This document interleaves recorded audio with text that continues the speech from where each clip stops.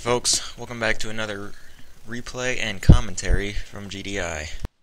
Today I'm bringing you a match in my 46 Patton. This tank is, in my opinion, the best tank in the game. I consistently have amazing games in this tank. It's just, the thing about the American medium tanks is that they're just very well-rounded. They don't do anything particularly well, but they fill every role kind of average. This particular tank, the Patton, has a great view range. The turret, I actually almost didn't want to get this upgraded turret on this tank. It has the exact same armor, has 10 meters more view range, but other than that, why would I really want to waste all that experience on it? But it's sloped pretty well in the front, which does help, and you can see that right there. The stock turret is pretty boxy, almost like the Pershing turret. Alright, so in this match, I went away from the rest of the team. Probably not, I didn't want to, I wanted to go somewhere where I could put my tank to use, and really you can't carry a match if you're in with a bunch of other tanks. So here we are, I'm trying to get this side rolling. Waiting for this T-71 to show his face. But he's one of their better players. And, he knows how to scout, so that's not going to happen.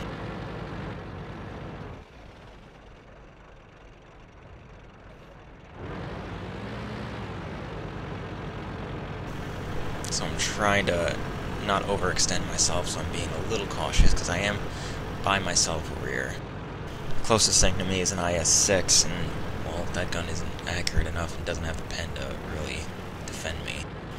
So I'm trying to be cautious. And I'm not exactly sure what all tanks on their team are going to be coming up to my front. So I'm trying not to get up there too fast. But now I'm deciding I want to go for it. And you can see the amazing accuracy. Clutch shots with this tank is very easy to do. Same thing with the EZ-8 and the T-20. Does it very well. So now I'm thinking that they don't really have anything up here, so I want to clear this area out first before I start to go take care of that WZ. But the WZ is stock, so I'm not really worried about him either.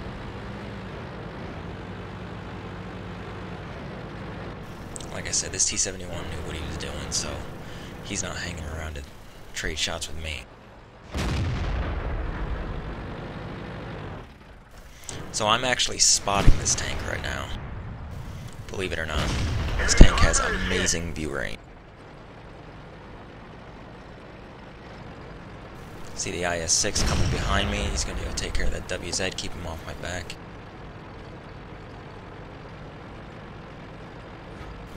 The gun actually is pretty accurate. Occasionally it'll go wide, but it's really not a bad gun. Definitely better than the Pershing's gun. So we see here we got a stock 103 and a stock WZ. So now I'm thinking I gotta get around here and help him because he's two tanks on him.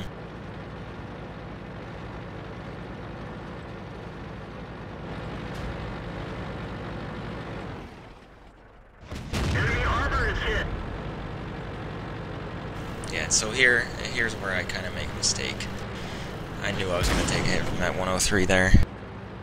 But this IS-6 isn't playing particularly well. You're going to see in a second, I'm going to be watching him. He's not using his sloped armor at all. That's one of the strengths of that tank, is to slope your armor and just bounce shot. And he's just showing him the side of his tank. Just not pleased with that. And I don't actually hang around for very long, because I know that as soon as he dies, it's going to be me against these two tanks. And right now, I'm kind of using him as a meat shield, because I'm not going to take hits for him.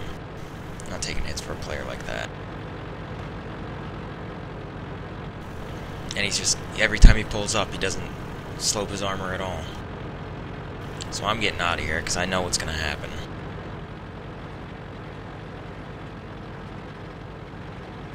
This Type 59. I'm watching for him. I know he can't get around. I don't know what he's doing there. But he pretty much hangs out there. And I'm going to make him pay for that mistake.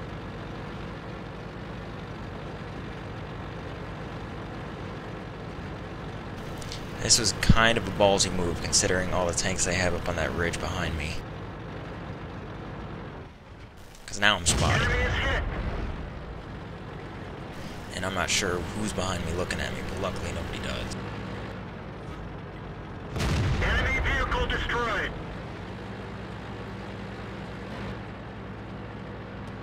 The beauty of this tank is I can spot anybody that comes up on that ridge. Like that Indian Panzer that just came up, that was for me. There's an amazing view range on this tank. Enemy armor is hit.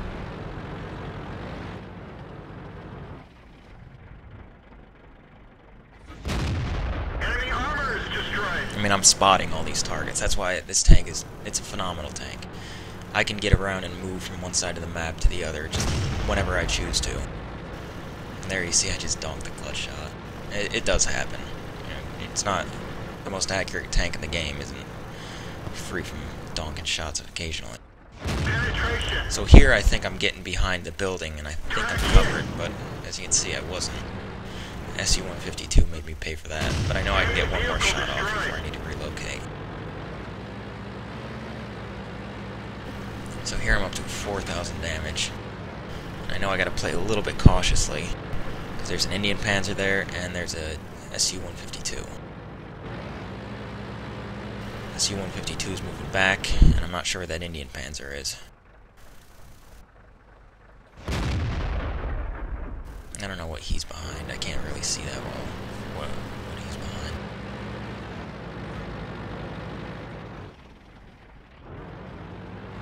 Yeah, that IS-6 is still messing around with that 103. I was gonna hang around for that. So here, I come up on the SU-152 and I'm trying to get him out of the game. But he is looking at me. So here I'm thinking I can go down the hill and try to get it around faster than he can turn, but I see that I can't do that. So now I'm pretty much waiting. But I do know there's a Ferdinand behind me and a heavy tank. I don't remember what that was. So I don't really want to sit here, because I know that's dangerous. And here the SU-152 makes a mistake. He backs up and he turns the other way. Here is where I take advantage of that. So at this point, I'm tunnel visioning against this SU-152. If you look at the map, you can see the Indian Panzer around my left side. He could have definitely taken a shot or two at me if he was a halfway decent player. But instead of doing that, I realize that, and not only does he not take shots on me, but he knocks down the cover in front of him and lets me shoot. They're knocked out. Thank you. I'll take it. And the SU-152 will let me have his flank. Done and done. And there's my top gun. So here I'm thinking, yeah, I could probably cap. Ferdinand to my left, 103 to my front. Trying to stay as stationary as possible while getting shots on both. Ferdinand goes down. And here I'm thinking, well, why stop at 4,200 damage? I can clearly get more out of this game. And I will gladly do that. You know, and you see the speed on this thing. I can just move wherever I want to. I do run premium 105 octane on my American medium tanks. I run it on my Pershing and my 46 Patton. In my opinion, it makes the tanks easier to play, especially on the Pershing. The Pershing is just too slow, I think. But that's well, maybe I'll do a replay of that some other time. But here, I just get around the field however I see fit. I can shift support. If I was on like a T-34 or even a Pershing, I might be hesitant to try and get around behind him. They're knocked out. Losing shots of the game.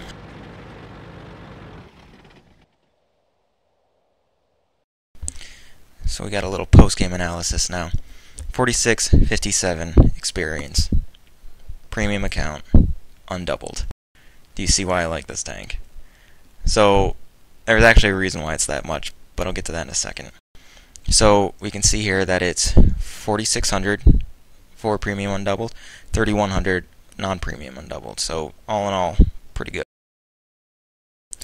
But now I want to look at some of their team damage, and we can see I mean, I did a lot of spotting damage to, say, that 8.8 millimeter or 88 millimeter Jagdtiger, SU-152, the Indian Panzer, all these tanks up on that ridge that were spotting, or that I was spotting, and I was getting them to push back. I was doing damage to them.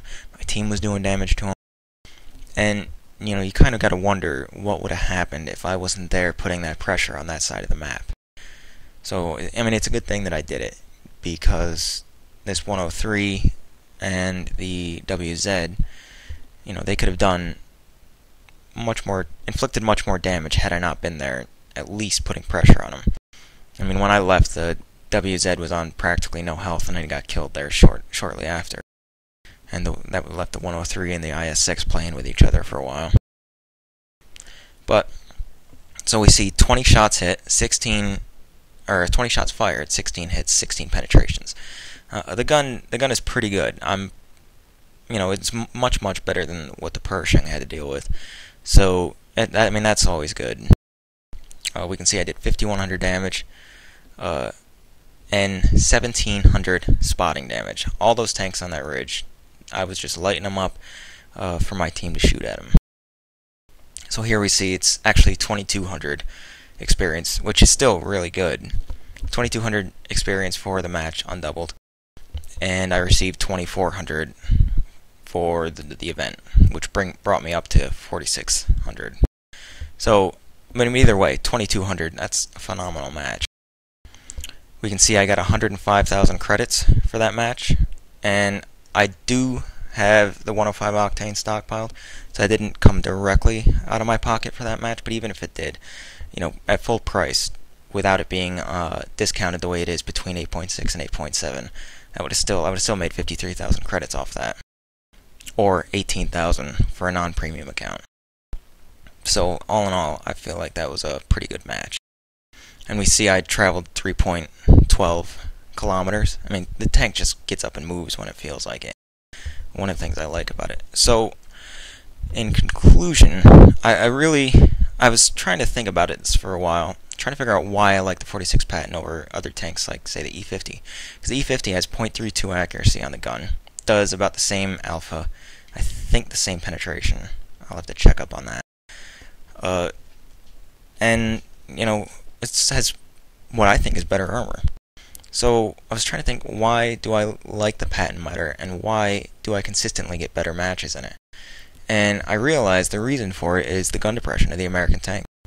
That's one of the things that the American tanks has that German tanks just don't.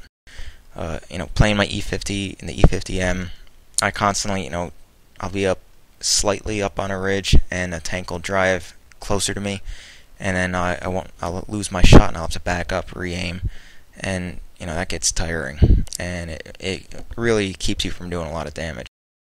We could see in the beginning of the match when I was shooting at the Comet, the Jagdtiger, when the Indian Panzer was on the ridge, I was on an upward slope shooting at them. You know, the E50 would have had trouble doing that.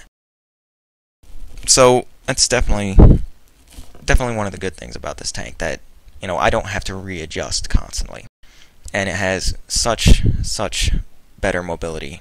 I mean, this tank can flank, whereas the E50, for example, it can't, because the turret traverse just isn't fast enough. E50M does it a little bit better, but anyway, I'll save that for another time. But yeah, so it's definitely the gun depression, and as a secondary thing, the view range is so much better.